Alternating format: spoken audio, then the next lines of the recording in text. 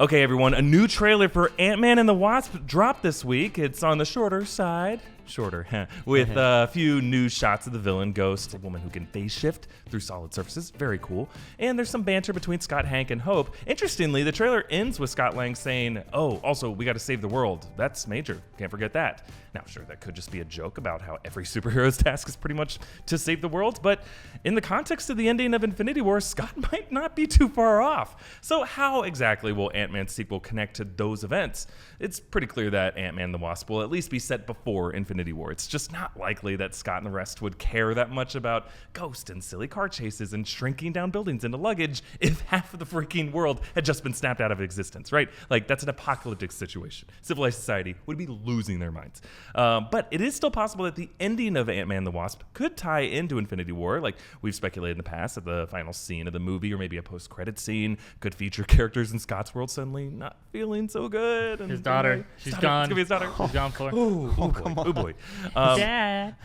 Now, so one mean. interesting element from Ant-Man has that he has contributed to the MCU is the quantum realm. Remember, that's a subatomic dimension that exists beyond time and space. It's where Janet Van Dyne, the original Wasp, is still missing. The movie will focus on their search for her.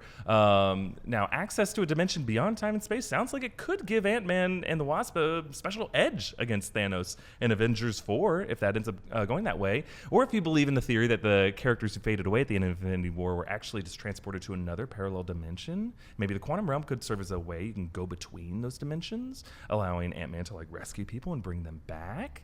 What do you guys think? What are some ways that Ant-Man could connect to Infinity War? Could you imagine if that's the tone he has about saving the universe? Like, oh, we got to save the world too. And you get outside and you just see somebody sweeping up a bunch of stuff off the ground. And you're like, uh-oh, little dark, but he's just joking and shrinking and having a great time flying on with Wasp. I'm hoping that that's post-credit. I'm hoping that the movie is contained enough that we can just still get a story and it doesn't have to literally end with that. No, it's definitely going to be post-credits. Yeah. I'm going to put money down on that right here. I'm announcing it. Get ready, $6. Now the question, will it be comedic? Will it be dark? What's his daughter's name? Lacey? Cassie. Dusty. Or will it be kind of a joke? Maybe one of his buddies, Michael Pena's character, could be fading away as he's telling a story, and then the story starts to fade away. Maybe Hank. I think that would add some stakes for Hope. I mean, not that she would need any, but something that would have personal stake in that, so that she's motivated to join the Avengers and come help out. I feel like that'd be pretty good. Scott. Yeah. Right? He could dust out. Maybe, but we have seen some onset stuff with him and the other Avengers, so maybe it's really hard to know because you hear all these things of some people are confirmed for Avengers 4 who have faded away. But I do like your idea of if he is going to help, I hope it's something specific to Ant-Man's powers and not that thing where he kind of just packs a wall up sometimes out of nowhere that. Yeah. That's a very basic usage of him that I almost feel include him or not, you don't have to include him. If you do, find a clever way to use them. And I think we all know it's getting small enough to get behind the stones and pushing the stones out. Or crawling in his ear and popping his head, and then getting big inside. But then he gets crushed inside his skull. Classic. I'm super excited about the quantum, just because it seems so cosmic for a movie that seems anything but. That seems pretty practical and grounded. Going into this whole other realm that seems almost Doctor Strangean. I would love to see if that. If there's some kind of very specific way that he can connect with the people who have faded away through the quantum realm. I just don't know that I buy that because the quantum realm is supposed to be this idea of beyond subatomic, right? Yes. So it's in existence and we're just going to the most basic forms of our existence. But then it just something about that logic. I see that line down of shrinking. I don't see why the alternate realities wouldn't have their own quantum realm. But it's a circle. It funnels down, and all of reality is within a circle that creates a portal back into another side.